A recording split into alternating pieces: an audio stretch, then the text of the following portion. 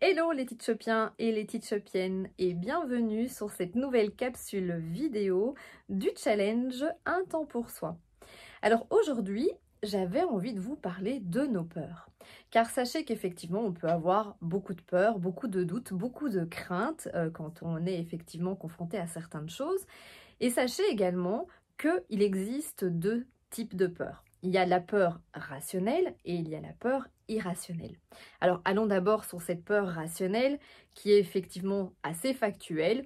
Par exemple, eh bien, vous êtes confronté à un accident de la route et vous avez peur, une peur qui surgit due à cet événement qui peut être effectivement traumatisant. Donc là, on est effectivement sur quelque chose de rationnel. Il s'est passé un événement, ça m'a fait peur. Mais sachez également que nous vivons et nous expérimentons des peurs irrationnelles. Vous savez, le petit film d'horreur qu'on est en train de se créer, ou le petit film dramatique qu'on peut tous se créer et on est acteur de ce film. Eh bien, je vais vous donner une petite astuce quand vous avez des peurs irrationnelles.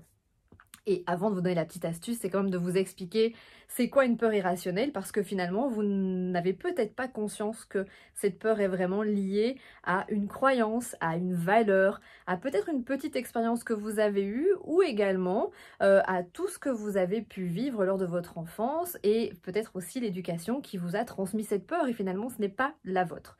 Alors, une peur irrationnelle, ça peut être simplement avoir peur des araignées. Pour quelle raison on a peur des araignées ? La petite bête qui fait peur à la grande en fait. Certaines personnes en ont peur, d'autres pas. Donc quelque part, c'est vraiment propre à la personne. On peut avoir peur du vide. Alors pour quelle raison on a peur du vide et d'autres personnes n'ont pas peur du vide? On peut avoir peur d'être dans un ascenseur et de rester coincé. Est-ce que vraiment on est coincé pendant toute sa vie dans un ascenseur? Peut-être pas. On peut avoir peur d'énormément de choses et on peut vraiment anticiper certaines choses qui n'arriveront peut-être jamais. Alors ma petite astuce quand vous êtes face à une peur irrationnelle que vous pouvez identifier comme étant la vôtre et n'étant pas réellement liée à quelque chose d'un fait ou d'une action qui se passe autour de vous, eh bien vous pouvez vous poser cette première question. Quel est le pire du pire qui pourrait m'arriver ou qui pourrait arriver par rapport à cette peur ?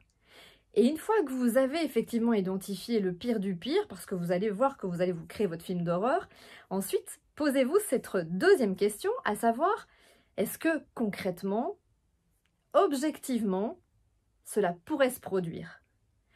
Et si vous répondez non à cette deuxième question, eh bien vous allez effectivement identifier qu'il s'agit plus que probablement d'une peur irrationnelle.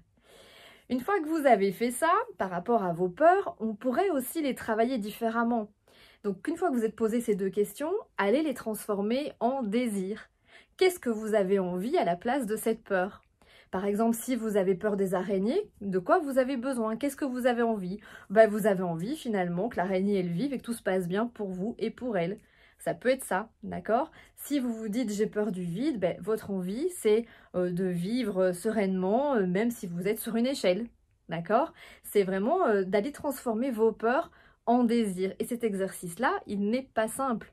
Et donc je vous invite à aller identifier une première peur que vous avez, d'aller ensuite vous poser la question est-ce qu'elle est rationnelle ou irrationnelle, et pour ce faire d'aller vous poser ces deux questionnements que je vous ai donnés. Et troisième chose que vous pouvez mettre en place, c'est d'aller transformer cette peur en désir. Qu'est-ce que je veux à la place de cette peur? Et vous verrez que vous pouvez vivre différemment avec vos peurs que vous avez actuellement. Alors bon exercice sur vos peurs. N'hésitez pas à commenter cette vidéo et à la partager si vous l'avez aimée. Et je vous dis à très vite.